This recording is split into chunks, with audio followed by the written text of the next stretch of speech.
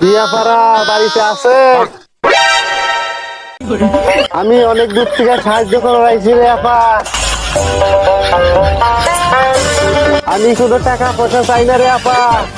আপনাদের যাদের এই যে বোনগুলো আছে, বাস্তি আছে, ছেলে বিয়ে দিলেই চলবো। বউ গেছে 6 মাস আগে। আমরা ভিক্ষা টিক্ষা করি না রে আপা। ওই আপা, মাগির ঘরে বাইরে না কেরে?